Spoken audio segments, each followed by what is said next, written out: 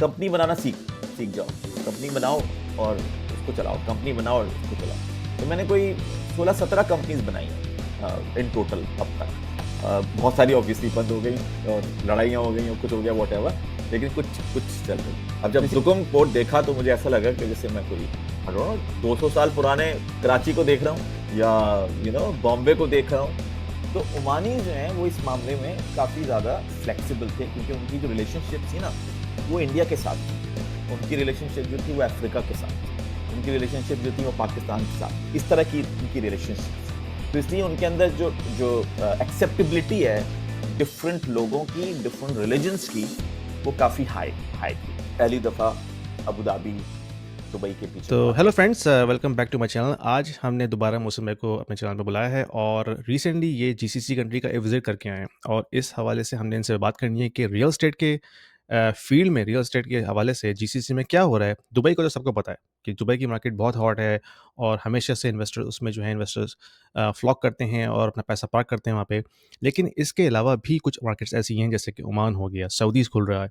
तो उस हवाले से हम मौसम भाई से जानेंगे कि उनकी जो रिसेंट डेवलपमेंट्स हैं उस मार्केट के हवाले से वो क्या हैं, और अगर कोई इन्वेस्टर कनाडा में है, यूएस में है, यूके में है, अगर उसको वहाँ पे इन्वेस्टमेंट करनी है, तो वो क्या चीज़ें हमने देखनी है, अपनी ड्यू डिलिजेंस कैसे करनी है। और अगर मौसम भाई से आपने रब्ता भी करना है तो मैं कॉन्टैक्ट डिटेल्स डाल दूँगा नीचे, तो आप उनसे रब्ता कर सकते हैं व्हाट्सएप के ऊपर। तो इस हवाले से हम डिटेल में उनसे बात करेंगे, तो please keep the conversation interactive. आप कमेंट्स में डाल के हमसे क्वेश्चन पूछ सकते हैं। और विदाउट फर्दर ड्यू, अस्सलाम वालेकुम मोहसिन भाई, कैसे हैं आप? वालेकुम सलाम यासीन, कैसे हैं आप? तबीयत कैसी ठीक-ठाक, है आपकी? Happy new year. हैप्पी बिल्कुल न्यू ठीक-ठाक। ईयर। बिल्कुल, बिल्कुल, बिल्कुल। और अल्लाह ताला बहुत सारी खुशियाँ दे, ये साल बड़ा आमीन, एक्साइटिंग हो और फुल ऑफ लर्निंग हो, क्योंकि बिल्कुल, जो लर्निंग है ना इंशाल्लाह। बस दैट्स द ये गेम, रुकनी नहीं चाहिए, बिल्कुल। That's the game. और ये जो हम जिस टॉपिक पे भी बात करने जा रहे हैं, ये मेरे करियर का तीसरा शिफ्ट है, मतलब थर्ड गियर है। पहला ऑब्वियसली टेलीकॉम था 97 में, फिर 2007-8 के अंदर फिर डिजिटल मार्केटिंग स्टार्ट किया था, और अब ये 2017-18 से जो है वो रियल स्टेट स्टार्ट हुआ हुआ है। तो वो हुँ, जो लर्निंग है ना, कि जब आप एंटर होते हैं किसी फील्ड में और आपको ये पता है कि आपको कुछ नहीं आता और फिर आप उसको बिल्ड करते हैं जीरो से, तो वो जो चीजें एक्सपोज करता है ना, या को एक्सपोजर बिल्कुल, मिलता है, वो बड़ा इंसाइटफुल होता है, क्योंकि आप जनरली समझ ये रहे होते हो कि यार सबको सब पता है, सबको सब पता है, एक जनरल हमें परसेप्शन होता है। लेकिन जब आप रूट्स में उतरते हैं और फंडामेंटल्स निकालना शुरू करते हैं, तो मैं उस जर्नी से गुजर रहा हूँ, क्योंकि and I am a student obviously, real estate का भी मैं एक बहुत ही हुँ, हुँ, शागिर्द हूँ। तो वो मैं सीख बिल्कुल। रहा हूँ, तो मुझे बड़ा मजा आ रहा है, और रोज नई नई बातें मुझे पता पता चल रही हैं। सो तो रियल एस्टेट तो एक बहुत बड़ी फ़ील्ड है क्योंकि मैं खुद भी इसमें काफ़ी इन्वॉल्व रहा हूँ कनाडा में। और आपको पता होगा कैनेडियन मार्केट जो है वो भी काफ़ी हॉट रही है। अभी जाके थोड़ा-सा उसमें स्लो डाउन आया है, लेकिन पिछले समझ लें 10 साल के अंदर एक्स्पोनेंशियल गेन्स हमें नज़र आए हैं कैनेडियन रियल एस्टेट में। और ऑफ कोर्स वो इमिग्रेशन ड्रिवन था, जिस तरह के दुबई में भी जो है इमिग्रेशन का एक बहुत बड़ा इम्पैक्ट है। तो जैसे-जैसे मैंने भी इसके अंदर उसको समझना शुरू किया तो उसमें काफ़ी कॉम्प्लेक्सिटीज़ आती हैं। सिर्फ़ आप ये नहीं देखते कि भई रियल एस्टेट में बस पैसा डाल दो किसी तरह से 5 साल बाद जो है वो 30% ऊपर हो जाएगी। इसमें बहुत सारे चैलेंजेस होते हैं। और फिर जो इस तरह की कंट्रीज़ है ना, ख़ास तौर पे कनाडा हो गया, यूके हो गया, जो वेस्टर्न कंट्रीज़ हैं, ये सोशलिस्ट कंट्रीज़ हैं। यहाँ पे टेनेंट्स के बड़े राइट्स होते हैं, तो अगर आप किसी गलत टेनेंट के साथ फँस गए, तो वो आपको जो है ना नाक चने चबवा देता है। तो वो चीज़ें इन्वेस्टर को ना बाहर से नज़र नहीं आ रही होती। तो उस हवाले से मैंने ख़ैर हार्ड वे वो लेसन लर्न किए हैं। तो मैं इसी वजह से अपनी चैनल पे ये चीज़ें शेयर करता रहता हूँ। नहीं, लेकिन वो जो बहुत मिडल ईस्ट बहुत की मार्केट ज़रूरी है। है, ये जो हाँ, फाइनेंशियल लिटरेसी आप इम्पार्ट कर रहे हैं। बहुत लेट समझ आती है, हमारे यहाँ बेसिक अंडरस्टैंडिंग नहीं आती है। हमने पीछे भी पॉडकास्ट की थी तो उन्होंने जिक्र किया था ये, लेकिन ये बिल्कुल, फंडामेंटल है आपकी लाइफ का, तो इसको आप डिटैच तो कर सकते नहीं है। इसका सिर्फ एक बिल्कुल, ही हल है, जितना अर्ली सीखेंगे इतना आगे आपको आपकी लाइफ जो है वो अनसर्टिनिटी से इतना मतलब परेशान नहीं होगी, मतलब आप उस बिल्कुल, अनसर्टिनिटी को हैंडल कर सकेंगे। लेकिन अगर आपने अर्ली नहीं सीखा तो फिर आपको आपको मुश्किल होती आपको है, प्राइस बिल्कुल। पे करनी पड़ेगी। तो ये तो तो बड़ा हम लोग जो जबरदस्त हमारा काम कर ग्रुप रहे है वो वली और मैं और बहरोज़ हमारा एक और दोस्त भी हैं। तो हम यही बातें करते हैं कि यार जो चीज़ें अभी हम देख रहे हैं या समझ रहे हैं या दूसरों से शेयर कर रहे हैं, ये अगर हमें अर्ली 20s में पता चल जाती, तो हैं। सिचुएशन बिल्कुल ऑपोज़िट होती। ऐसे ही है। लेकिन वो क्या आपने सही कहा कि जो स्कूल में, कॉलेजेस में ये चीज़ें पढ़ाई नहीं जाती। कि आपने फाइनेंशियल प्लानिंग कैसे करनी है, आपने टैक्सेस कैसे ऑप्टिमाइज़ करने हैं, आपने इन्वेस्टमेंट कैसे करनी है। जितना अर्ली आप शुरू करते हैं, कंपाउंडिंग इफ़ेक्ट उसी हिसाब से जो है आपको रिटर्न देता है। तो ये तो बहुत बेसिक लेवल की एजुकेशन है, जो कि मुझे लगता है कि ग्रेड 5 से जो है ना, बच्चों को बतानी चाहिए, ताकि जब वो निकलें स्कूल से, तो उनके पास एटलीस्ट बेसिक एक सेंस हो फाइनेंसेस को मैनेज करने का। हाँ, उनको वैल्यू की अंडरस्टैंडिंग होनी चाहिए, वैल्यू क्या हुँ, होती है। अब वो वैल्यू जो है वो मनी क्या होता है और वैल्यू आप क्या क्रिएट करते हैं जिसके अगेंस्ट आपको मिलता है। तो अगर वैल्यू हुँ, अंडरस्टैंडिंग ही क्रिएट कर दें तो बहुत सारी चीज़ों में आगे चले जाएंगे हमारे लोग, लेकिन वो फंडामेंटली वो उसको एड्रेस ही नहीं करते उसको, बिल्कुल। और फिर हम सब स्ट्रगल कर रहे होते हैं किसी उस पे। तो एक माइंडसेट चाहिए उस चीज़ को फिर डेवलप करने के लिए, और आई थिंक बड़ा जितना अर्ली होगा इतना अच्छा होगा। तो ये बताइए कि पहले तो आप थोड़ा-सा बता दीजिए कि आप रियल एस्टेट में कैसे आए, ख़ास तौर पे जीसीसी में? थोड़ी-सी उसकी जो आपकी हिस्ट्री है, वो बता दीजिए, और फिर हम चलते हैं कि जो आपका रीसेंट विज़िट था जीसीसी कंट्रीज़ का, उस हवाले से आप थोड़ी अपडेट्स दीजिएगा हमें। जी, जी, बिल्कुल, बिल्कुल। मैं इंजीनियर हूँ। साइप्रस से मैंने इंजीनियरिंग की है। 97 में मैंने मोबिलिंग जॉइन की थी, तो टेलीकॉम से मेरा करियर स्टार्ट हुआ। फिर 3G लाइसेंसेस हो रहे थे यहाँ पे यूके में, तो 99 में फिर यूके आना हुआ। मैं 7-8 साल यूके रहा हूँ। O2 के साथ काम करता रहा, फिर एरिक्सन जॉइन कर ली थी, और उस ज़माने में क्योंकि आईफ़ोन लॉन्च हो रहा था, तो स्टीव जॉब ने हमें बिगाड़ दिया, और उन्होंने कहा कि भई, अब वक़्त एंटरप्रेन्योरशिप का है और टेक्नोलॉजी का है। सो हमने अपना बिस्तर बाँधा और हम पाकिस्तान वापस चले गए एंटरप्रेन्योरशिप करने के लिए। वहाँ पे इवेंचुअली हम एंडेड अप हुए एक स्पेशलाइज्ड सोशल मीडिया एजेंसी, उस वक़्त की पाकिस्तान की पहली बनाने में, और उसमें हमें फिर काफ़ी अर्ली बर्ड सक्सेस मिल गई। यूनिलीवर और लोरियल पेरिस, फिर पीएनजी, और फिर Reckitt Benckiser, Standard Chartered, lot of names. और फिर 2012 में हमने दुबई में अपना ऑफिस खोल लिया और मिडल ईस्ट में एक्सपेंशन स्टार्ट कर दी। कतर में काम किया, बहरीन में किया, ओमान में किया। तो तकरीबन 12 साल से हम मिडल ईस्ट में काम कर रहे हैं। अम, अब सवाल ये कि मेरा जो है वो रियल एस्टेट में आना कैसे हुआ। अब एंटरप्रेन्योरशिप जो स्टार्ट हुई थी 2007 के एंड में, उसमें बस एक ही चीज सीख रहे थे कि बस कंपनी बनाना सीख सीख जाओ, कंपनी बनाओ और उसको चलाओ, कंपनी बनाओ और उसको चलाओ। तो मैंने कोई 16-17 कंपनीज बनाई होंगी इन टोटल अब तक। बहुत सारी ऑब्वियसली बंद हो गई और लड़ाइयाँ हो गई और कुछ हो गया वॉट, लेकिन कुछ कुछ चल रही हैं। Hey everybody, Yasin Nizami here. I truly believe that everyone must have their personal brand in this day and age.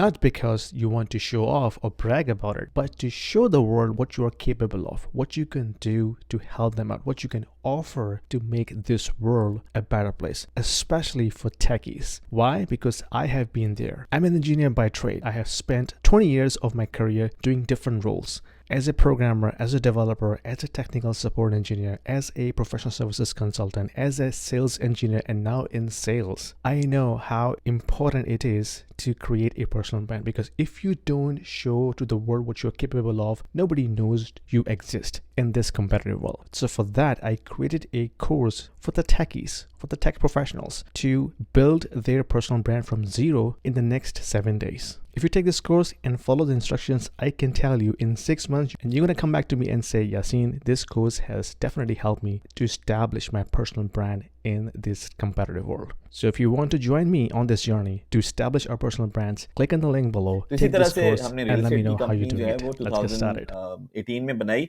मेरे फादर की डेथ के बाद।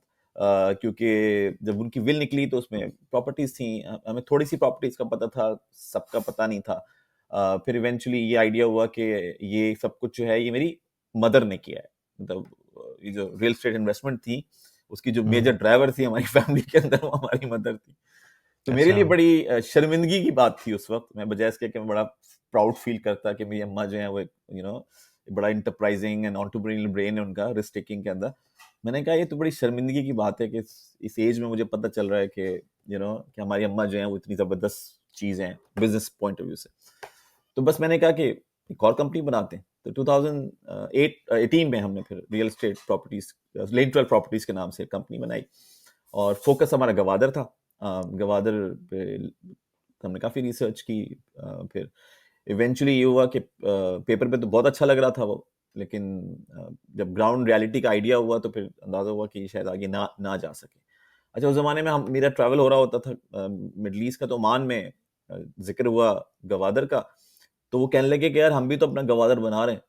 तो मैंने पूछा, हैं ओमान कौन सा गवादर बना रहे हैं? कहते हैं हमारा एक पोर्ट सिटी बन रहा है दुकुम, तो वो बिल्कुल हमारे इवन सी के एच पे बना रहे हैं उस साइड के ऊपर। तो मैंने कहा हैं, अच्छा। तो गवादर का तो दर्द था ही मेरे अंदर। मैंने गाड़ी पकड़ी और मेरे वहाँ पे कजन भी था और उनके साथ हम चले गए दुकुम।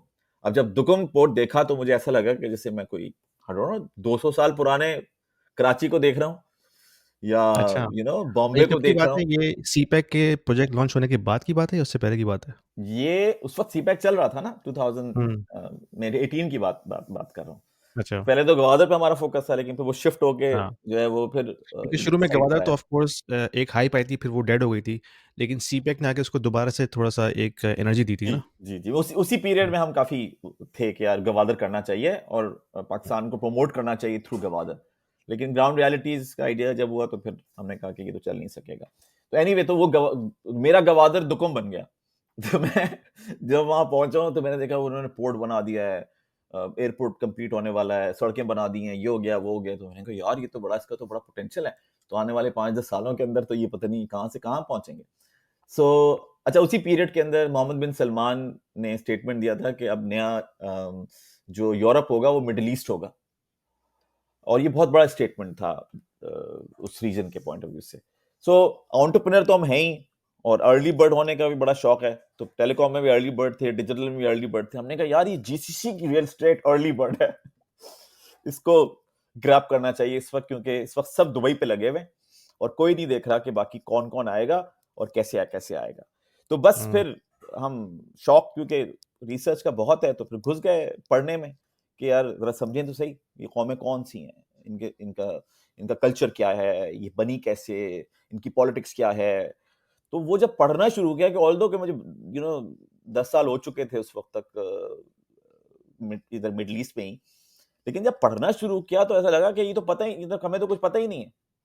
हमें तो सिर्फ ये पता है कि ये अरबी हैं, ये बोलते हैं, ये खाते हैं, ऐसे पहनते हैं, बस ये मोटी मोटी बातें हमें पता है, लेकिन अभी हमें इनकी हिस्ट्री और इनसाइट्स का नहीं इतना आइडिया। तो वो हुँ। बहुत बड़ा आई थिंक एक, एक रेवलेशन था कि यार जब मैं 10-12 साल से आ जा रहा हूँ और मैं समझता हूँ कि मुझे बहुत पता है, और जब मैं खोल के देखता हूँ किताबें तो मुझे लगता है कि मुझे कुछ नहीं पता। तो फिर जो बाकी लोग जब देखना शुरू करेंगे तो सब यही कहेंगे कि यार ये तो हर जगह दुबई बनेगी, रियाद भी दुबई बनेगा, दोहा भी हुँ। दुबई बनेगा, मनामा भी दुबई बनेगा। लेकिन उसकी तो जो इसमें ग्राउंड रियलिटी आपने जब आपने पढ़ा होगा तो आपको अंदाज़ा हुआ होगा कि ओमान और जो बलूचिस्तान की जो रहने वाले लोग हैं, उनका आपस में काफ़ी स्ट्रॉन्ग टाइज़ है ना? बिल्कुल है, जो ख़ास तौर पे जिनको बिल्कुल है। हम बलोच कहते हैं, मकरानी जिनको हम कहते हैं, वो मैंने भी एक जगह पढ़ा था कि वो 200 साल पहले अफ्रीकन्स सेटलर्स थे, जो आके यहाँ सेटल हुए थे, जिसमें ऑफ़ कोर्स कुछ पाकिस्तान के बॉर्डर में आ गए थे, कुछ जो है ओमान में रह गए थे, लेकिन उनके आपस में अभी भी जो है वो फैमिली टाइज़ भी हैं। ऐसा जी, ऐसी जी, बात सही बिल्कुल है ना? ऐसे ही है। हुँ। देखिए, हिस्टोरिकली 2 इम्पोर्टेंट बातें हैं। एक बात तो ये कि जो गवादर का जो पोर्ट था, it used to be owned by Oman. ये ओमान का अच्छा, हिस्सा ये मुझे था। नहीं पता था। जी, जी, हुँ। ये ओमान का हिस्सा था। इवन बंदर अब्बास जो ईरान का पोर्ट है, वो भी हुँ, ओमान हुँ। का हिस्सा था। हिस्टोरिकली ओमान, गवादर, बंदर अब्बास, कतर, यूएई पूरा, और नीचे मोज़म्बिक तक, तंजानिया तक, ये ओमान की सल्तनत थी एक ज़माने के अंदर। अच्छा। और ये सल्तनत जो इन्होंने टेक ओवर की थी, ये पोर्चुगीज़ से की थी। क्योंकि पोर्चुगीज़ इन पे हुकूमत कर रहे थे उस ज़माने में। इन्होंने जब पोर्चुगीज़ को निकाला ओमान से, तो जहाँ-जहाँ पोर्चुगीज़ करीब-करीब मौजूद थे, उनकी जगहों पे जाके कब्ज़े कर लिए ओमानियों ने। तो ओमानियों का जो रिलेशनशिप है बलूचिस्तान के साथ, वो एक तो ये है कि ओमान का हिस्सा था वो जगह। तो बेसिकली जो वो पोर्शन के लोग हैं, गवादर के आस-पास का जो इलाके के लोग हैं, वो बेसिकली ओमानी हैं, राइट? क्योंकि ओमान मुल्क था। दूसरी बात ये कि जो लोग वहाँ मौजूद थे, उनको इन्होंने फिर यूज़ किया था अपनी जंगों के अंदर। इन्होंने जाके जो टेक ओवर किए थे ना, जो जो सारे पोर्ट्स वगैरह टेक ओवर वगैरह किए थे, तो उसमें जो आर्मी यूज़ हो रही थी, वो बलोच आर्मी थी। हुँ। तो इसलिए वहाँ जो बलूच इस तरफ बहुत के सारे बॉर्डर पे मौजूद होंगे, थे। जिसमें ईरान का बॉर्डर भी शामिल होगा, पाकिस्तान का बॉर्डर भी शामिल होगा। गवादर हाँ। से लेके बंदर अब्बास तक का पूरा इलाका, हुँ। जो पूरी स्ट्रिप वो है, वो बलोची ओमान हाँ। ओमान का हिस्सा थी। हाँ, जिसमें आप कह रहे हैं ना कि आर्मीज़ उन्होंने यूज़ की थी, तो वो सारे बलोच आर्मी के लोग होंगे सारे ना? ऐसे ही है ना, क्योंकि वो तो हुँ, हमारे माशाल्लाह से जबरदस्त किस्म के लोग हैं। तो हुँ, वो लोग तो ऑब्वियसली जब वो यूज हुई तो यहाँ पे ओमान में एक अल बलूचीज कहा जाता है, और Baluchi is a very respectable families in in in Oman. और इसीलिए ओमान जो है वो एक सिंगल कॉम नहीं मिलेंगे आपको। वहाँ बलोचीज मिलेंगे, वहाँ अरब्स मिलेंगे, वहाँ पे ईरानी मिलेंगे, वहाँ पे आपको इंडियंस मिलेंगे, और वहाँ पे अफ्रीकन्स मिलेंगे। तो वो एमलगम है ओमान जो है वो इतनी सारी कौमों का। और इस वजह से ओमानीज जो हैं वो बाकी जगहों से बहुत मुख्तलिफ हैं। इसीलिए इमाराती से आप ओमानीज को कंपेयर नहीं कर सकते, कतरी से आप नहीं इंटरेस्टिंग। कंपेयर कर सकते, हुँ। आप सऊदी अरेबिया से कंपेयर नहीं कर सकते। तो इसलिए Oman is is very different as compare to rest of the peninsula. If you are an investor in the US, in Canada, or in Europe, and you are considering investing into Dubai real estate market, this video is for you because we have a platform called Stake, which allows you to invest into the residential real estate market and start earning rental income right away without going through a lengthy documentation process or coming up with a heavy down payment. Stake is built upon the concept of crowdfunding. So it is democratizing the entire investment strategy and allows you to own a single unit of the entire investment portfolio. So you don't have to own the entire property, right? You can be part of the pool that can actually own a piece of property, a piece of real estate. So that allows you to start with as low as 2,000 dirhams and you can slowly ramp up. So as you start investing into it, you can not only own a bit of real estate, but you also get a portion of the rental income on monthly basis. So it's a passive investment strategy, diversifying your portfolio from traditional North American or European markets into Dubai, which is hustling and bustling and growing very fast and allows you to build your wealth over time. So don't delay. There is a link down there in the description. If you click on this, it will give you free 200 dirhams in your account right away to start with, and you can thank me later. तो ये कहना ठीक है कि अगर जैसे आप कह रहे हैं कि ओमानीज़ जो हैं वो ट्रेडिशनली वो उस तरह के अरब्स नहीं हैं जिस तरह के सऊदीज़ हैं या यूएई वाले अरब्स हैं। जी तो जी, क्या ऐसे ही इसी वजह से ओमानीज़ जो हैं वो वेलकमिंग हैं ज़्यादा इमिग्रेंट्स के हवाले से? ये दो रीजन है। देखिए, हमारी हिस्ट्री हमारी पर्सनैलिटी डेवलप करती है, हमारा हुँ, डीएनए हमारी पर्सनैलिटी डेवलप करता है, राइट? तो जो हिस्टोरिकली चीजें रही हैं ना, वो रही हैं रिसोर्सेस की, है ना? हमें रिसोर्सेस चाहिए। अब ओमान क्योंकि कोस्टल बेल्ट पे अरेबियन सी का तकरीबन 3200 किलोमीटर की उसकी कोस्ट लाइन है, तो इन पे हुकूमतें भी हुई हैं, यानी पोर्चुगीज आए, ब्रिटिशर्स आए, हुकूमतें हुई। और दूसरा ये कि ट्रेडर्स थे, शिप आया जाया करते थे मुख्तलिफ मुल्कों से। तो जो जिस जगहों के ऊपर एक्सपोजर और डिफरेंट कौमों का, वहां के लोग जो होते हैं वो फ्लेक्सिबल होते हैं, दोस्तियां कर लेते हैं, शादियां कर लेते हैं, क्योंकि नए नए लोग आ जा रहे होते हैं। तो ओमानी जो हैं वो इस मामले में काफी ज्यादा फ्लेक्सिबल थे, क्योंकि उनकी जो रिलेशनशिप थी ना, वो इंडिया के साथ थी, उनकी रिलेशनशिप जो थी वो अफ्रीका के साथ थी, उनकी रिलेशनशिप जो थी वो पाकिस्तान के साथ, इस तरह की उनकी रिलेशनशिप थी। तो इसलिए उनके अंदर जो जो एक्सेप्टेबिलिटी है डिफरेंट लोगों की, डिफरेंट रिलीजन्स की, वो काफी हाई हाई थी। अच्छा, और दूसरा रीजन ये है कि अगर हम ऊपर जाएं, आप कह रहे हैं ऊपर के लोग, इसलिए क्योंकि वहां उस रीजन के अंदर जो रिसोर्सेज ज्यादा थी नहीं, डेजर्ट था और पर्ल डाइविंग थी, यानी मोती निकला करते थे समंदर के अंदर से, तो वो पर्शियन गल्फ के अंदर ये जाया करते थे और निकाला करते थे। तो उस एरिया का इतना एक्सपोजर नहीं था ट्रेड का, और ना ही उन उन एरियाज के ऊपर ऐसा रूल किया गया है। क्योंकि हम वो एक ये तो कहते हैं कि जी इंपीरियलिज्म था, इंपीरियलिज्म हमारे लिए खराब था, but at the same time imperialism अच्छा भी था, क्योंकि अगर आप की कौम काफी पुरानी कौम है और उसमें कोई एडवांस कौम आ जाए, तो वो छोड़ के क्या जाएगी? इल्म छोड़ के जाएगी, इल्म छोड़ के हुँ। जाएगी। वो इल्म आपको हेल्प करेगा ग्रो करने के लिए। तो इस रीजन के अंदर क्योंकि हुकूमतें नहीं हुई पीछे वाले इलाकों के अंदर, तो इस वजह से वहां पे अभी भी आपको बहुत बेसिक चीजें मिलती हैं। इवन जो सल्तनत उस्मानिया थी, उन्होंने भी जो स्ट्रिप्स पकड़ी हुई थी, एक तो पर्शियन गल्फ की स्ट्रिप पकड़ी हुई थी, राइट? क्योंकि वो हुँ, समंदर समंदर था, तो वो पकड़ा हुआ था उन्होंने, और इस साइड से रेड सी की स्ट्रिप पकड़ी हुई थी। बीच का पूरा इलाका छोड़ा हुआ था उन्होंने, क्योंकि उसमें कुछ था हुँ। ही नहीं, रिसोर्सेज ही नहीं थी, इंटरेस्टिंग। कुछ मिलता ही नहीं था। हुँ, तो जब जो चीज मिलती ही नहीं है, उधर ध्यान ही नहीं था लोगों का। जब ध्यान ही नहीं था, जो वहां के लोग थे बेचारे, वो वो आगे जा ही नहीं सके, इतना ज्यादा ग्रो नहीं कर सके। तो वो वाली चीज, वो डिफरेंस आपको वहां पे इन एटीट्यूड में हमें नजर आता है। Right, interesting. तो ये तो चले बड़ा अच्छा आपने एक हिस्ट्री का एक छोटा-सा लेसन दिया, जो कि इसमें से मुझे भी नहीं पता थी बहुत सारी बातें। और देखूँगा मैं एक खुद चीज और पढ़ने के ऐड लिए। करूंगा हुँ, यासीन, ये हुँ। जो इस वक्त की जो किंगशिप है ना, मतलब इस वक्त जो फैमिली रूल कर रही है ओमान के ऊपर, ये तकरीबन 240 साल से रूल कर रही है। अच्छा, डायनेस्टी चल रही है 240 उनकी। साल से डायनेस्टी हुँ, 240 साल से चल रही है। और इन्होंने कोई टेक ओवर नहीं किया था। बेसिकली इनके जो अबाव अजदाद थे इस फैमिली के, उन्होंने जो थे पोर्चुगीज, उनको बाहर निकाल दिया था। तो ओमान के लोगों ने इनको चूज किया था एज अ इमाम, leader. As a um, leader. Um. ये भी बहुत बड़ा फर्क है कि मैं आऊं और मैं कैप्चर कर लूं, राइट। और मैं हूं वहीं पे, लेकिन मैंने जो एफर्ट किया है उसकी बेसिस पे मुझे चूज किया जाए एज अ किंग। तो ओमान का जो इंटरेस्टिंग। हुँ, डायनेस्टी का एंगल है, वो वैसा एंगल नहीं है जैसे बाकी रीजन की जैसे सऊदीज़ का है या डायनेस्टीज यूएई का है। का हुँ, होगा। तो इसलिए यहाँ पे जो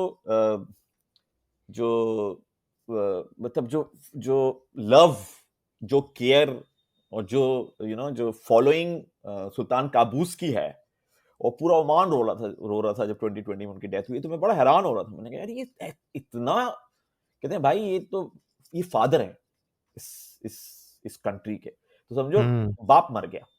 ये सब ये कह रहे हैं कि हमारा बाप मर गया। तो वो उनका आपस में रिलेशनशिप था। तो ये ना कि वो जब आप जाते हैं हाँ, हिस्ट्री के अंदर, तो कितनी चीजें फिर नजर आप आती हैं और पढ़ते फिर हैं। उससे आप कनेक्ट करते हैं कि अच्छा ये है क्या। क्योंकि अदरवाइज अगर हुँ, आप वैसे देख लें तो आपको लगेगा मुल्क है, ये मुल्क है, ये हुँ। मुल्क है, ये मुल्क है, ये मुल्क है, ये मुल्क है। लेकिन किस तरह से वो मुल्क बने, उनका रीजन क्या था, और किस तरह से वो मुल्क चल रहे हैं, उसका रीजन क्या है। अगर आप उसको समझेंगे तो आप ये प्रिडिक्ट कर सकते हैं कि आगे क्या होगा। लेकिन अगर आप उसको इंटरेस्टिंग। नहीं समझेंगे तो आपकी प्रोडिक्शन जो है वो आपको ये लगेंगे कि यार इस मुल्कों में तो ऐसा होता है, तो इस मुल्क में ऐसा क्यों नहीं हुआ। हुँ, हर मुल्क बराबर नहीं है। दुनिया का कोई मुल्क किसी और से हम कंपेयर नहीं कर सकते, क्योंकि इंसान हजारों सालों से लाखों तरीकों से रह रहा है। तो एक बिल्कुल। एग्जाम्पल उठा के दूसरे पर डाल देना कि बाकी जो उनका ये हो रहा है, तो यही तो मैं ये भी कह रहा था कि इनको आप कंट्रीज मत समझिए। ये ये ये कल्चर्स हैं। हाँ। एसेट हैं किसी के, इस हुँ, फैमिली एसेट है। जो किंग बैठा हुआ है वो ये कहता है कि ये मेरा बेबी है, इसको मुझे हुँ। ख्याल रखना है, मुझे इसके साथ ये करना है, वो कर। तो फीलिंग ही डिफरेंट है इन सारी जीसीसी कंट्रीज की अपने लोगों के बारे में, अपनी जगह के बारे में। इसको हम अमेरिका से या हाँ। पाकिस्तान से, जिन कंट्री से हम बातचीत कर रहे हैं, उससे कंपेयर नहीं कर सकते। नहीं, काफ़ी इंटरेस्टिंग एंगल है। मैंने कभी सोचा ही नहीं था इस बारे में। खैर मुझे तो पता भी नहीं था, इसकी जो हिस्ट्री जो आपने बताई है। तो ऑफ़ कोर्स अगर हम मज़ीद कुछ देखते हैं तो फिर ऑफ़ जरूर, कोर्स इसमें से काफ़ी बिल्कुल सारी चीज़ें बिल्कुल, तो नज़र आएँगी। एक पॉडकास्ट तो कर अब ये सकते बताएँ, हैं। हाँ, तो ये बताएँ कि अब दुबई का तो हमें काफ़ी हद तक पता है रियल एस्टेट का कि वहाँ पे हमेशा से जो है, यानी कि पिछले अगर हम 20 साल से देखते हैं तो वहाँ हमेशा से जो है एक डिमांड रही है। ऑफ़ कोर्स वो 2008 के बाद से एक स्लम आया था और फिर वो तकरीबन 6-7 साल रहा है, उसके बाद से दोबारा से मार्केट दोबारा उठी है। और फिर ये जब यूक्रेन और रशिया की वॉर हुई, फिर उसके अलावा मिडल ईस्ट में जो क्राइसिस आया, और मैंने देखा है कि जब भी कभी क्राइसिस होता है किसी भी दुनिया में, कहीं भी किसी भी जगह पे, दुबई हमेशा से उसका जो है वो एक बेनिफिशियरी रहा है। क्योंकि वहाँ से लोग निकल के जो है दुबई जाते हैं, अपना पैसा लेके जाते हैं, तो ऑफ़ कोर्स दुबई की इकॉनमी में पैसा जाता है, तो ऑफ़ कोर्स रियल एस्टेट वहाँ का एक बड़ा एलिमेंट है। लेकिन ओमान या दूसरे जो कंट्रीज़ आपने भी देखे हैं, तो आपको क्या पोटेंशियल नज़र आ रहा है रियल एस्टेट के हवाले से? अच्छा, उससे उससे पहले हम ये जानना चाहते हैं कि अगर किसी ने जाना है तो रेज़िडेंसी का क्या इश्यू है? जैसे दुबई में अभी रिसेंटली गोल्डन वीज़ा आया है। तो क्या इस तरह की कोई पॉसिबिलिटीज़ हैं ओमान में या बहरीन में?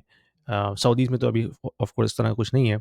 लेकिन ओमान और दूसरे अगर कंट्रीज़ के बारे में आपके पास नॉलेज है रेज़िडेंसी के हवाले से, तो वो ज़रा बताइए। Financial education is very important for everybody, especially for the kids who are still at school. Because when they grow up and go into the professional lives, if they don't know how to manage their finances, that is going to be a disaster to begin with. I have just published an ebook for the kids aging between 10 and 16 years to understand how they can manage their finances. So when they grow up, they know exactly how to manage their personal finances because I have broken it down at a very, very basic level, what is money, how can we save, how can we invest, what is debt, how can we use debt, what is credit card, and how we can set ourselves for the financial future when we go into our professional life. So if you are a parent looking for a very simple to use ebook for your kids, click the link below to order the copy for your kids and let me know what you think about that. Let's get back to the video. जी देखिए, इनका जो biggest driver है for change और diversification वो है कि oil जा रहा है और हमें अब नॉन ऑयल रेवेन्यू चाहिए. सो जो 20 साल पहले दुबई की सिचुएशन थी वो इस वक्त या तो सिचुएशन है कुछ कंट्रीज की या ये देख रहे हैं कि ये सिचुएशन क्रिएट होने वाली है, राइट. सो जो डायरेक्शन है सबकी वो सेम है और वो डायरेक्शन ये है कि डाइवर्सिफिकेशन. अब इस डाइवर्सिफिकेशन में ऑयल जमीन से निकलता था, बेचते थे, पैसा आता था और कंट्री पे लगाते थे और रन करते थे कंट्री को. अब वक्त क्योंकि बदल गया, ऑयल जा रहा है, तो अब ये जो सेगमेंट्स ऑफ रेवेन्यू है ये कहां से आएगा. सो अब उसकी डाइवर्सिफिकेशन चल रही है और वो भी सबकी अलग अलग चल रही है. तो दुबई के आपको पता ही है, ट्रैवल टूरिज्म भी है, लॉजिस्टिक्स भी है, ट्रेड भी है और ऑब्वियसली रियल एस्टेट भी है. ये इसी तरह से ओमान की डिफरेंट है, इसी तरह से बहरीन की डिफरेंट है, इसी तरह से इन सब की डिफरेंट है. लेकिन इनमें जो कॉमन थीम वो ये कि अब हमें लोग चाहिए. क्योंकि दुबई आज दुबई इस वजह से है क्योंकि वहां के लोग जबरदस्त हैं. और वो जबरदस्त में जो लीडरशिप जबरदस्त थी, उसने जबरदस्त किस्म के लोगों को जमा कर लिया अपने पास और उन्होंने दुबई बना दिया. इसी तरह से अच्छा, हमने ये बाकी एक इंटरेस्टिंग थॉट है क्योंकि अगर हम वेस्टर्न कंट्रीज में देखते हैं तो वहाँ पे भी ये एक सेम थीम है क्योंकि उनके पास पॉपुलेशन क्राइसिस है, बूमर्स रिटायर हो रहे हैं, यंग जनरेशन इतनी है नहीं, बर्थ रेट जो है फॉल कर रहा है, तो उनको टैक्स पेयर चाहिए ताकि वो जो उनकी अनफंडेड लाइबिलिटीज़ हैं, चाहे पेंशन्स हैं, हेल्थ केयर है, वो उन्होंने चलाना है. तो इसके लिए वो वेलकम कर रहे हैं रेफ्यूजीज़ भी और दूसरे इमिग्रेंट्स भी, जिसका ऑफ कोर्स बैकलैश भी आ रहा है, लेकिन वो उनकी मजबूरी है. लेकिन मिडल ईस्ट में तो ये सिचुएशन नहीं है ना, उनका बर्थ रेट तो फॉल नहीं कर रहा, उनके पास तो पॉपुलेशन क्राइसिस नहीं है. तो आपको क्या लगता है कि क्यों उनको नए लोग चाहिए इस हवाले से? क्योंकि उनकी जो अपनी ऑर्गेनिक पॉपुलेशन है वो भी तो ग्रो कर रही है ना. आप बिल्कुल सही कह रहे हैं. दरअसल जिस सेंचुरी में हम खड़े हुए हैं इस वक्त ये नॉलेज बेस इकोनॉमी है. हर चीज जो है अब आइडिया के ऊपर है. अब छोटी सी एग्जांपल मैं आपको दे दूं, आज इस वक्त सबसे ताकतवर आदमी मीडिया के ऊपर एलोन मस्क है. सबसे ताकतवर आदमी. उसका स्टेटमेंट देखिए, उसने आपके प्राइम मिनिस्टर के बारे में के बारे में क्या लिखा है. अभी कल ही आई थिंक चल रहा था वो कि तुम तो पावर में हो नहीं गर्ल, तो तुम क्या बातें कर रहे हो हमसे. सो अब ये देख लीजिए कि एक बंदा टेक्नोलॉजी की पावर के थ्रू पूरी दुनिया के अंदर बैठा हुआ एक स्टेटमेंट देता है और वो जो हमारे पुराने सारे नॉर्म्स, कल्चर, वैल्यूज सब फारे हो जाते हैं. सो अब ये जो नॉलेज इकोनॉमी है, इस नॉलेज इकोनॉमी में जो मशीन है वो बेहतरीन दिमाग है. और ये बेहतरीन दिमाग यूएस पिछले 40-50 सालों से दुनिया से कलेक्ट कर रहा था, गैदर कर रहा था और अपनी यूनिवर्सिटीज में बुला रहा था, H1Bs दे रहा था. और अब अमेरिका जो है वो दुनिया की सुपर पावर है. तो अमेरिका कोई आइसोलेशन में सुपर पावर नहीं है, उसे दुनिया के बेहतरीन दिमाग एब्जॉर्ब किए और दुनिया की सुपर पावर बन गए. अब यही अगर आप सोच उठाएं, नई नहीं है ये, बहुत पुरानी सोच है, अमेरिका ने निकाली ये सोच, और वो सोच उठा के जब आप इन लोगों के ऊपर डाल रहे हैं तो ये समहाउ समझ गए हैं कि यही सोच है कि अगर हमारे पास दुनिया के अमीर तरीन लोग आ जाएंगे और दुनिया के बेहतरीन दिमाग वाले लोग आ जाएंगे तो हमारा फ्यूचर ब्राइट है. तो इसलिए उनको इस वक्त शदीद जरूरत है ऐसे लोगों की जिनके पास पैसे हैं, या ऐसे लोगों की जिनके पास यूनिक स्किल्स हैं, या ऐसे लोगों की जो बहुत ब्रेनी है. इसीलिए फ्लैट आउट इवन दुबई में तो है कि golden visa is not only about property investment. Golden वीजे में अगर आपकी एक सर्टेन लेवल ऑफ सैलरी है, यानी आप सिग्निफिकेंट सैलरी ले रहे हैं, आपको गोल्डन वीजा मिल जाएगा. आपके बच्चे के बहुत ही कमाल के मार्क्स आ रहे हैं स्कूल्स के अंदर, उसको गोल्डन वीजा मिल जाएगा. आपका कोई जबरदस्त टैलेंट, ये क्या हो रहा है, क्यों गोल्डन वीजा सबको मिल रहे हैं? इसी वजह से मिल रहा है. I think last year 1,58,000 158,000 golden visa issue हुए हैं दुबई के अंदर, और वो और अक्रॉस द बोर्ड है. वो कह रहे हैं हमें ब्रेन यहां से बाहर नहीं चाहिए. अच्छा, जब वो कह रहे हैं ब्रेन, तो इसमें रिगार्डलेस है इस वक्त 200 नेशनलिटीज हैं दुबई के अंदर। तो अब ये जो 21st century mini US mindset है, ये अब स्टैब्लिश हो रहा है उस रीजन के अंदर। लेकिन वो फॉर्मूला फर्क है उनका। फॉर्मूला फर्क ये है कि वो आपको कह रहे हैं क्वालिटी ऑफ लाइफ। वो कह रहे हैं कि इस वक्त मार्केटिंग जिस लेवल पे पहुंच चुकी है, तो अगर आप आते हैं यहाँ पे तो आप मुझे छोड़ के जाना नहीं चाहेंगे। जो फैंसी कार्स में आप यहाँ घूम सकते हैं, जो ड्राइवर्स यहाँ पे आप रख सकते हैं, जो मेड्स आपके बच्चों को पाल सकती हैं, और जो क्वालिटी ऑफ लाइफ मैं यहाँ आपको दे सकता हूँ, क्योंकि ये आपकी थोड़ी वीकर साइड भी तो है ना, वो आपको कोई भी नहीं दे सकता। और ओवर द टॉप मैं आपको 100% सिक्योरिटी इस चीज की दे रहा हूं कि किसी भी रिलीजन से आए, किसी भी कंट्री से आए, hate speech is not allowed. अगर हेट स्पीच आपने की और आपकी शिकायत हो गई, तो शायद वो आपको मुल्क से बाहर निकाल दे। मतलब इतना सीरियस उन्होंने ये तो चीज है। को बना दिया, क्योंकि 200 नेशनलिटीज को मैनेज करना, हेट निकाल के, कोई आसान काम नहीं है। हम तो अपने फिरकों को नहीं मैनेज कर पाते एक मुल्क के अंदर। वहां वो 200 लोगों, 200 कौमों को, पता नहीं कितने रिलीजन्स को मैनेज कर रहे हैं वहां पे। तो उनकी जो कंट्रोल की पावर है, वो अब उनकी स्ट्रेंथ बन गई है, क्योंकि सर्टेन चीजों के अंदर लोगों को डेमोक्रेसी नहीं देनी चाहिए। बिल्कुल। हर चीज डेमोक्रेसी से सॉल्व नहीं हो सकती। ये तो मैं 100% एग्री करता हूँ। डेमोक्रेसी जो है ना, वो हर कल्चर पे आप अप्लाई नहीं कर सकते। क्योंकि हर कल्चर की, हर नेशन की अपनी अपनी नॉर्म्स होती हैं, जो कि बाज़ औक़ात अलाइन नहीं होती डेमोक्रेटिक सिस्टम से। तो आप ब्लाइंडली जो है, ब्लैंकेटली जो है, वो डेमोक्रेटिक प्रोसेस को आप अप्लाई नहीं कर सकते किसी भी नेशन के ऊपर। वो वेस्टर्न वो है ना, कंट्रीज़ में कर सकती है, लेकिन बिगर गुड, बिल्कुल। बिगर गुड, बिगर गुड। हुँ, वो बिगर गुड में देखना है कि बिगर गुड क्या है, और बिगर गुड में पूरी कौम आती है मेरी। तो जब पूरी कौम के लिए जो फायदा होगा, चाहे उस पर मुझे कुछ चीजें रोकनी पड़े, बंद करनी पड़े, लोग पसंद ना करें सर्टेन परसेंट पे, हुँ, हमें करना होगा, क्योंकि ये बिगर गुड ऑफ द नेशन है। तो उनकी इंटरेस्टिंग। सिक्योरिटी, या ये कि आप जो बात करते हैं कि यार हम उनके बारे में, गवर्नमेंट के बारे में बात नहीं कर सकते, जरूरत क्या है बात करने की?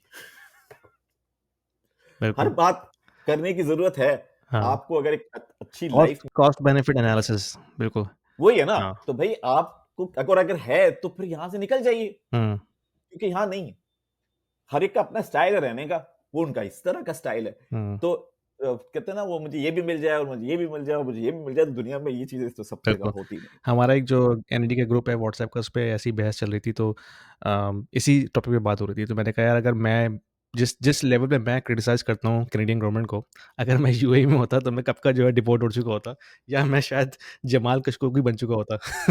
Sorry for the interruption, guys. Just wanted to let you know that I also offer one on one consulting calls to the individuals who are looking to discuss their financial planning, their investment strategies, their kids' education planning, their immigration moves, as well as the young professionals, because I have been in the tech industry for almost 20 years. So I also offer one on one consulting calls to the young professionals who are looking to have their career development discussion with me, and also personal branding as well. So if you are looking to have some sort of an expert opinion, there is a calendar link in the description below.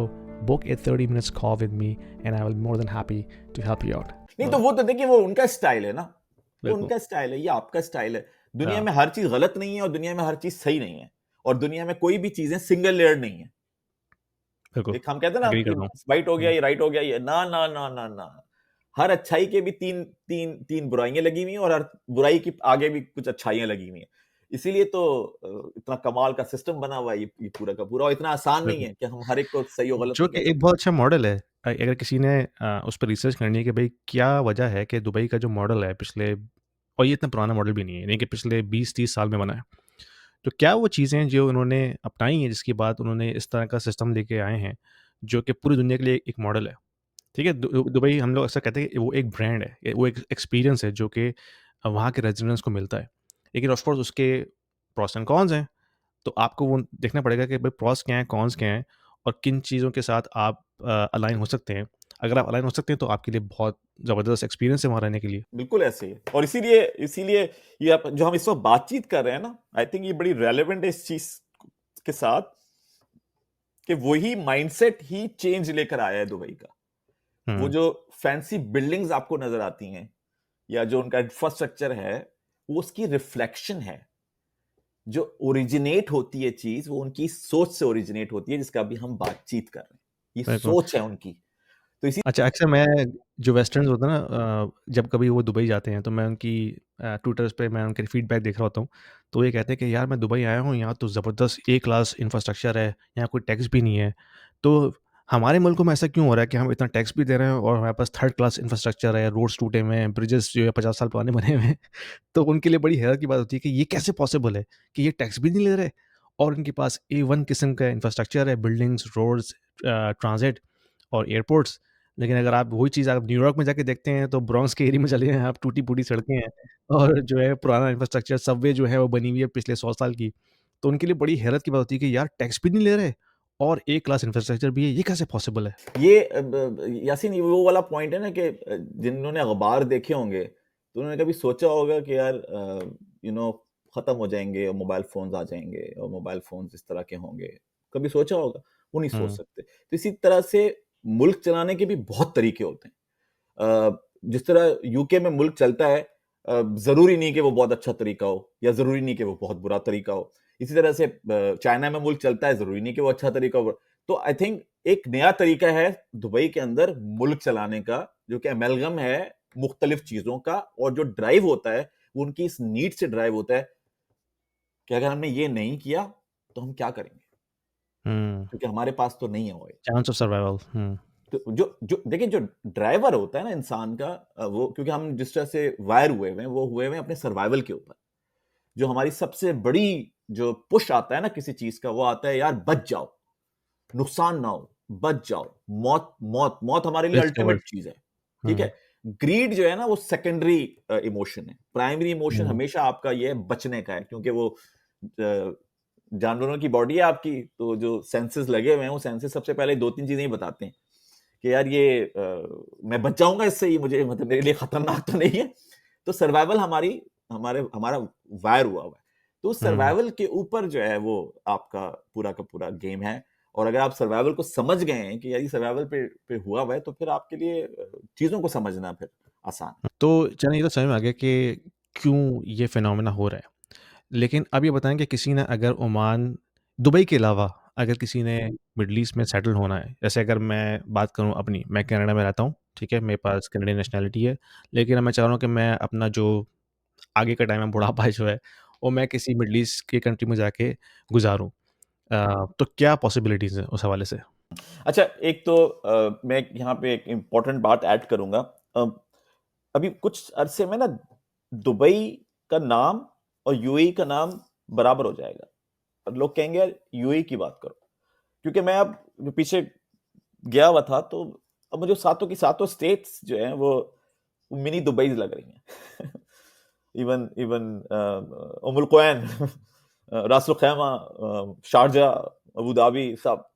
सो अब वो जो एक सिलसिला था कि Dubai was alone, क्या Dubai मुल्क है या शहर है, वो वाला, वो आहिस्ता आहिस्ता अब होके यूएई पे आ जाएगा, क्योंकि ये सब के सब अब एक ही सिंगल ट्रैक के ऊपर है कि तो अब अगर दुबई नहीं जाना चाहते आप, तो शारजा चले जाइए।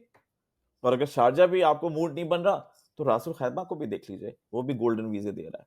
और अगर वो समझ नहीं आ रहा, तो मुल्क वैन ने भी रिसेंटली अनाउंस किया कि वो भी आपको गोल्डन वीजे दे देगा। तो आई थिंक एक तो अच्छा, मैं ये समझ रहा था कि गोल्डन वीज़ा जो है वो कंट्री लेवल पे है, यानी कि यूएई लेवल पे है। तो आप ये कह रहे हैं कि हर एमिरेट्स का एक अपना गोल्डन वीज़ा है। अच्छा, क्योंकि ये ये मुझे पता 7 नहीं था। कंट्रीज है ना, हुँ, एमिरेट्स हैं, ये 7 कंट्रीज हैं। और जब इन्होंने अपना मेमोरेंडम ऑफ अंडरस्टैंडिंग डेवलप किया होगा, तो उस वक्त इन्होंने इमिग्रेशन को अलग रखा होगा। तो आपने सुना होगा कि कहाँ का वीजा निकला है, अरे शारजा का वीजा निकला है मेरा, अरे अबू धाबी का वीजा निकला है मेरा। तो ये जर्नल टॉक है, तो इसलिए है क्योंकि उनकी सबके इमिग्रेशन जो है वो बिल्कुल बिल्कुल डिफरेंट है। लेकिन उनका कोई बॉर्डर तो नहीं है ना बीच में? नहीं नहीं नहीं, वो कुछ नहीं है, वो तो आप कहीं हाँ, भी जाएं और कहीं भी चले जाएं। तो अगर कोई शारजा का वीज़ा लेके जाता है तो वो तो फिर फ्रीली जो है वो दुबई जा सकता है ड्राइव करके ना? जी जी, बिल्कुल जा हुँ, सकता है, बिल्कुल जा सकता है। वो उन्होंने नीचे खोला हुआ है, लेकिन ये कि भाई अगर तुम नौकरी पर अबू धाबी आ रहे हो, तो तुम्हें दुबई का वीजा नहीं मिलेगा, क्योंकि अच्छा। अबू धाबी वालों ने उसको कंट्रोल किया हुआ है कि मुझे कितने वर्क वीजाज देने हैं। उनका सिलसिला है।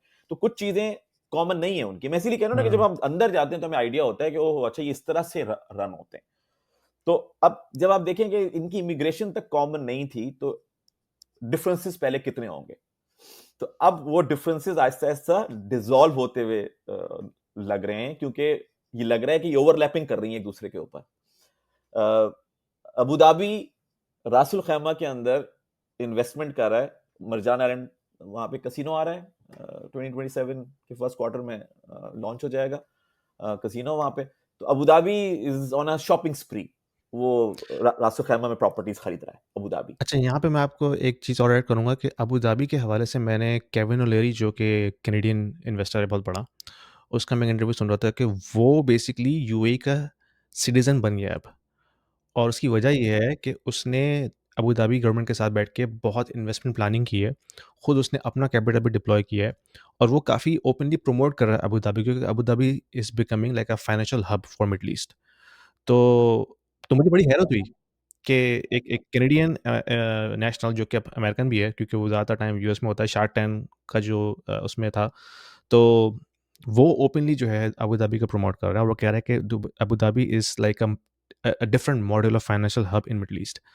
और उसकी खुद की भी इन्वेस्टमेंट है, और जब उसको मैंने देखा कि उसने नेशनलिटी ले ली है यूएई की, जो कि मेरे लिए बड़ा शॉकिंग था कि ये कैसा हो गया। तो मैंने जब उसकी रिसर्च की तो पता चला कि भाई दुबई, यानी कि पूरी दुबई की जो एमिरेट्स हैं उनके पास एक प्रोग्राम होता है कि अगर आपने कोई एक्सेप्शनल वर्क किया है उनकी इकॉनमी के लिए, तो वो आपको ऑनररी सिटीजनशिप अवार्ड करते हैं। तो Kevin Lowry is one of them. Business, hmm, UAE का एक ही काम है, बिजनेस। अब बिजनेस से नीचे जितनी भी चीजें थी या जो भी थी, दुबई की एग्जांपल मौजूद है आपके पास, अबू धाबी, रास अल खैमा, हुँ, शारजा, उम्मुल कुवैन, फुजैरा, मोर और लेस ये। तो इवन यूएई इटसेल्फ इतना अट्रैक्टिव हो गया है, इतना अट्रैक्टिव हो गया कि अच्छा भाई, मुझे तो ये समझ नहीं आ रहा, तो मैं रास अल खैमा में कुछ कर देता हूँ, तो नहीं तो मैं शारजा में कर देता हूँ, ये कर देता हूँ। तो अब वो सब के सब एक पैटर्न पे खड़े खड़े हो रहे हैं। और हुँ। इम्पोर्टेंट बात, जो भी लोग ये सोच रहे हैं कि क्या इन्वेस्ट करना चाहिए दुबई के अंदर या नहीं करना चाहिए, और फिर अगर डाउनटर्न आ गया तो क्या होगा, पहली दफा अबू धाबी दुबई के पीछे खड़ा है। इतनी बड़ी ऑयल की सुपर पावर। हुँ।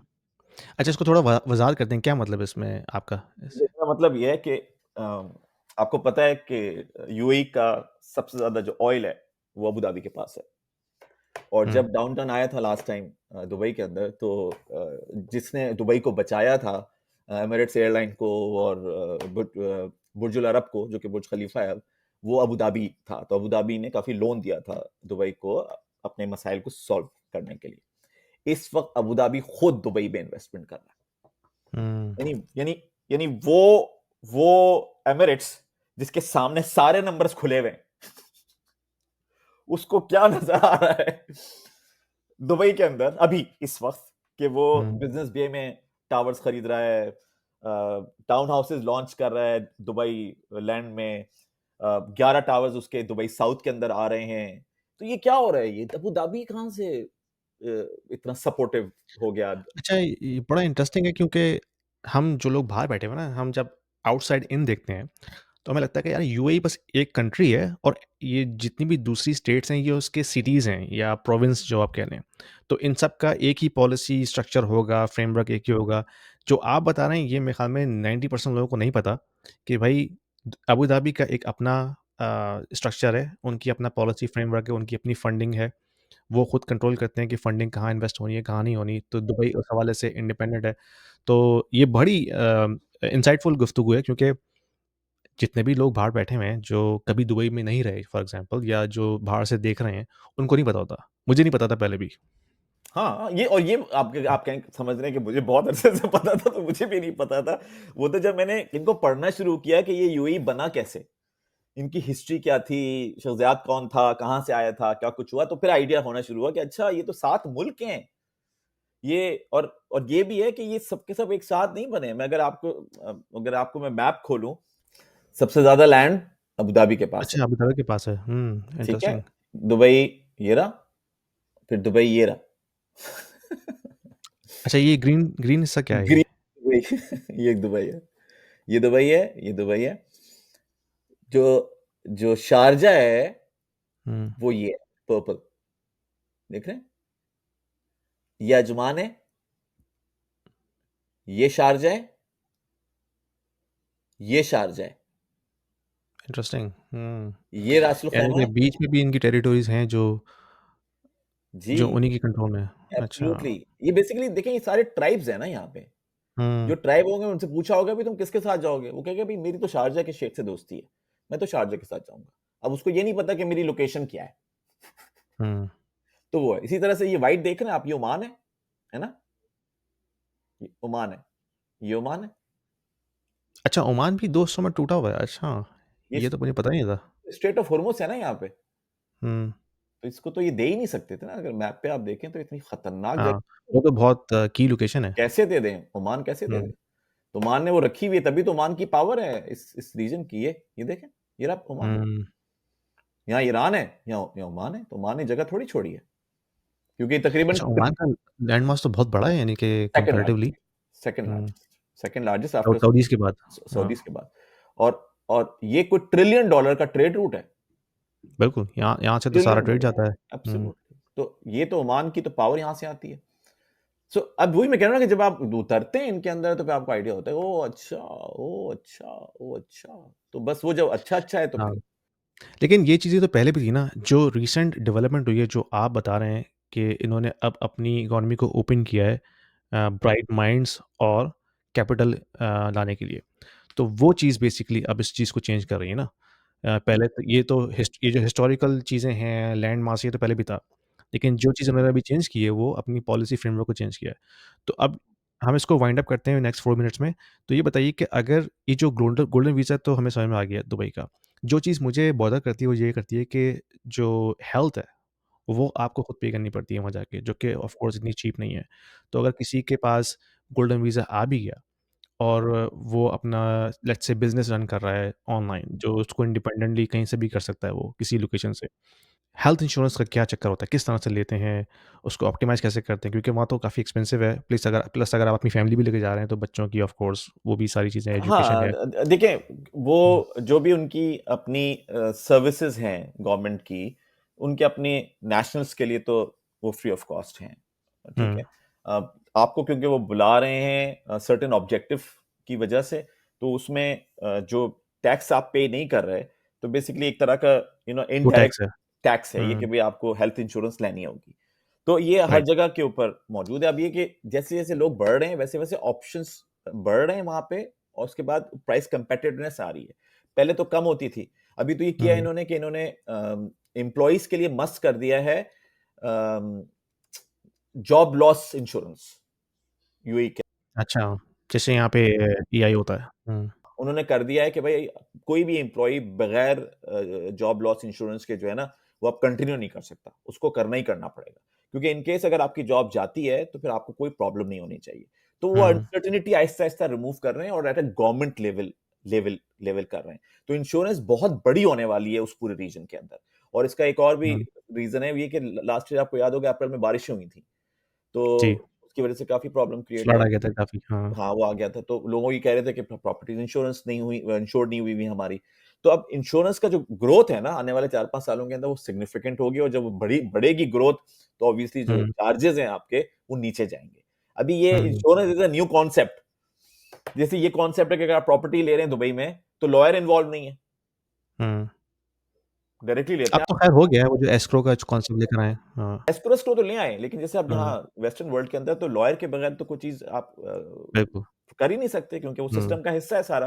आप कैसे पढ़ेंगे वो जो इतना लॉयर का डॉक्यूमेंट आएगा, आप समझ ही नहीं सकते उसको। हुँ, तो वहां तो मैंडेटरी है, यहाँ पे वहां तो है ही नहीं। वहां तो आप डायरेक्टली डेवलपर से खरीद लीजिए, डेवलपर ने जो लिख के दे दिया वो आपको साइन करना है, तो आपका तो हुँ, कोई आप बैलेंस है ही नहीं उसके साथ।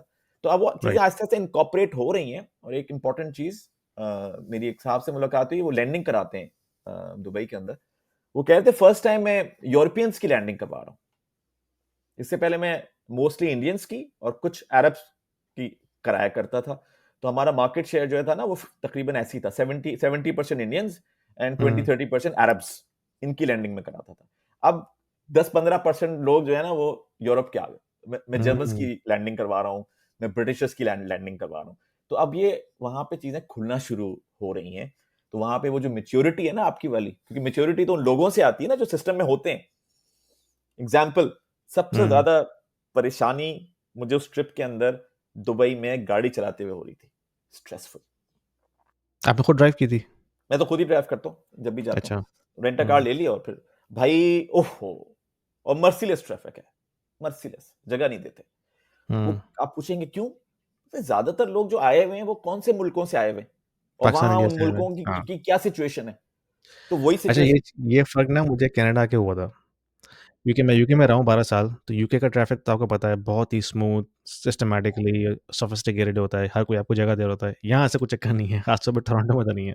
तो ये चीज़ मुझे भी आके बड़ी बॉदर की थी शुरू में कि यार यहाँ तो मुझे कोई जगह ही नहीं दे रहा, मैं रैंप पे चढ़ रहा हूँ, लोग जो है वो 100 की स्पीड से भगा रहे हैं, मुझे कोई जगह भी नहीं दे रहा चढ़ने के लिए। तो वो उसकी वजह भी यही है क्योंकि यहाँ पे भी लोग हर तरह से हर जगह से आए हुए हैं, इंडिया से भी, पाकिस्तान से भी, बांग्लादेश से भी, श्रीलंका से भी, कुछ ईस्टर्न यूरोप्स भी हैं। तो वो एक खिचड़ी बन गई है यहाँ आके भी। तो मुसलमान भाई थैंक यू वेरी मच। मुझे थोड़ा-सा इसको वाइंड अप करना पड़ेगा क्योंकि मेरी एक और मीटिंग है। लेकिन हम इस पे नेक्स्ट एपिसोड नेक्स्ट वीक ही कर लेते हैं अगर आपके पास टाइम है तो, क्योंकि मुझे आपसे ये पूछना था कि भई जो अब आपने विज़िट किया है तो वो आपने क्या इनसाइट्स निकाली हैं प्रोजेक्ट्स के हवाले से?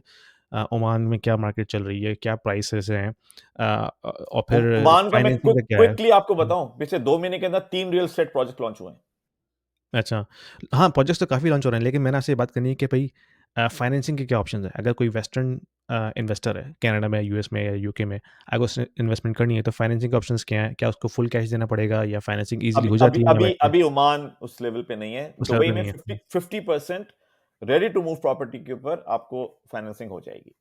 ठीक है। तो दुबई इस पे इज हम मज़ीद डिटेल में बात ओनली। करते हैं और नेक्स्ट एपिसोड में हमने हमने थोड़ी प्रोजेक्ट्स पे डीप डाइव भी करनी है, जो आपने प्रोजेक्ट्स डिस्कवर किए हैं रीजन के हवाले से। यानी कि अगर आपने जिस तरह आपने दूसरी स्टेट्स का बताया कि प्राइस में कितना डिफरेंस है, ग्रोथ की क्या चांसेस हैं उन उन रीजन में। ऑफ कोर्स दुबई तो टॉप पे है ना, लेकिन अब आप जैसे बता रहे हैं कि मज़ीद नए रीजन्स खुल रहे हैं, तो वहाँ ग्रोथ के क्या चांसेस हैं? और एक रियलिस्टिक होराइज़न क्या होना चाहिए किसी भी इन्वेस्टर का? 5 साल, 10 साल, 2 साल, कि आप कितना टाइम फ्रेम रख के जो है इन्वेस्टमेंट अपने प्लान करें? तो ये सारी चीज़ें मैंने डिटेल में आपसे बात करनी है। तो इंशाल्लाह नेक्स्ट वीक अगर आपके पास टाइम है तो हम उस पे बात कर लेते हैं। तो मुझे अभी इसको जो है वो वाइंड अप करना पड़ेगा। तो थैंक यू वेरी मच मुस्लिम भाई। बहुत शुक्रिया, बड़ी इंसाइटफुल गुफ्तगू आपकी, ख़ास तौर पे जो हिस्टोरिकल आपने एविडेंस दिए हैं, तो जो कि मुझे भी नहीं पता था। तो हो सकता है ऑडियंस को भी इसमें काफ़ी मज़ा आया होगा। तो स्टे ट्यून्ड गाइस, हम दोबारा नेक्स्ट वीक इस पे मिलते हैं। Until next time, thank you very much.